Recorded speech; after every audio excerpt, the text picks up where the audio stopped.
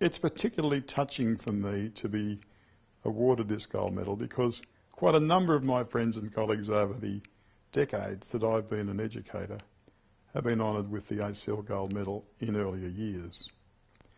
So I'm profoundly grateful and humbled to join their company. In particular, I refer to the following friends of mine who have been recipients of the Gold Medal: Patrick Doynan, Tony Darbin, Brian Caldwell, Tony McKay,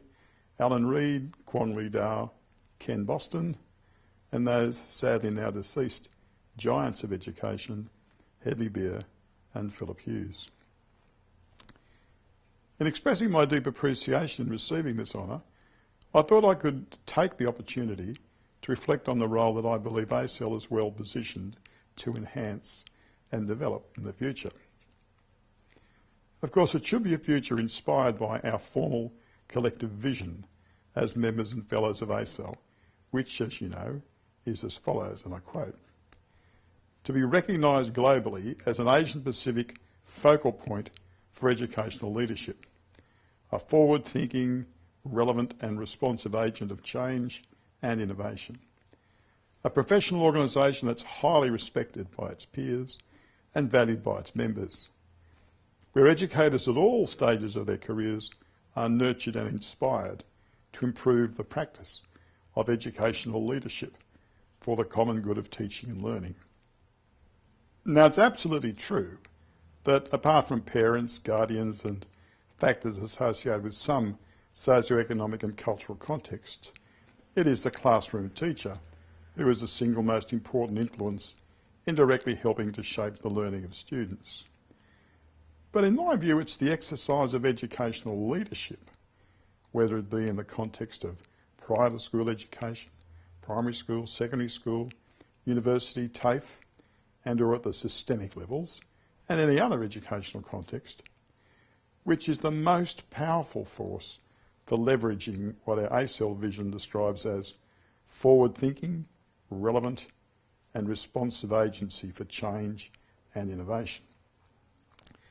ACL members and fellows can be found exercising leadership right across the spectrum of educational contexts that I've just listed. So, drawing upon the famous words of Matthew Arnold, one of the truly great educational leaders of England in the 19th century, we in ACL are in a privileged position of being able to advocate, and I quote from Matthew Arnold, "the best which has been thought and said in the world," end quote, of educational leadership. This provides collective power to our organisation that enables it to speak with authority within the educational discourses in all these educational leadership contexts. In particular, could I suggest that we need to draw upon the collective wisdom of ACL to provide an informed public voice when leadership within the education profession is confronted with some of the distortions, factual errors and trivialisation of significant issues that can be found at times in the media and other forms of public discourse. Let me briefly both sharpen and widen the focus of educational leadership. In a number of recent speeches, I've asked the question, what forces will sustain democratic civilisation from attacks both without and within? What forces will sustain and enhance our fundamental democratic values associated with liberty, the search for truth, championing of human rights, the right to privacy, socio-economic and cultural rights and responsibilities, and so on? By way of an answer, I've argued that perhaps the most powerful 21st century force to combat and eventually defeat the injustices, evils, poverty, hunger, abuse of women, triumphs of religious intolerance and bigotry, sexual slavery, wars and famines and so on, must surely be education in all its depth, breadth and rigour, in all of its intellectual, moral, spiritual, physical and cultural dimensions. An education which, among its other values, is committed to helping learners in the universal human need to search for truth and meaning. I've never forgotten seeing on TV a few years ago a distraught Sudanese mother holding her starving child, and the mother was asked by a reporter, quote, "What do you need most for your child?" end quote. She replied, "Food and education," was the desperate woman's immediate reply. Revisiting briefly my ACL monograph towards schooling in the 21st century, Back to Basics or Forward to Fundamentals, published by ACL in 2011, I've argued that our world needs the nurturing and irrigation of ideas, values, skills, knowledge, vision, hope, spirituality, respect, and both inspiring idealism and informed scepticism, not cynicism, scepticism, that education, over and above all other things, can bring to individuals, communities and societies as a whole. Through powerful educational leadership, the foundations of wisdom should be acquired and developed in ways that would enable the inhabitants of our world to identify and expose contemporary, intellectual, religious or spiritual or other forms of ignorance, wherever manifestations of such ignorance flourish. We educational leaders need to foster and cherish a quality of education which, among other values, is committed to helping learners to satisfy the universal human need to search for truth and meaning. In particular, a quality of education that is informed,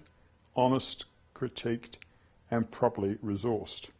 which is, as I said before, both properly idealistic and properly sceptical, that celebrates the virtues of compassion, justice and human rights.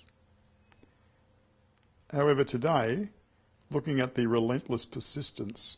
of so many tyrannical obscenities in the contemporary world, my optimism and hope is somewhat being rather challenged. To illustrate my point, I've only to mention the words Syria, Somalia, Nairobi's Westgate Mall, Cairo, homelessness, famine, starvation, sexual slavery of girls and women, pedophilia and Fukushima, just to take a few examples. But, by way of conclusion, I'm also reminded of that superb poem, 1st of September 1939, written by the great Anglo-American poet W.H. Auden, in which he expressed his profound fear on the edge of despair as he reflected on the outbreak on that very day of what would become the Second World War. Yet in that very powerful and moving poem, he found something to cling to in his final stanza, and I quote, "Defenceless under the night, our world in stupor lies, yet, dotted everywhere, ironic points of light flash out wherever the just exchange their messages. May I, composed like them, of eros and of dust, beleaguered by the same negation and despair, show an affirming flame." ACL colleagues and friends, I put it to you that although we educational leaders cannot on our own defeat the macro forces that inflict such misery on so many people on this planet,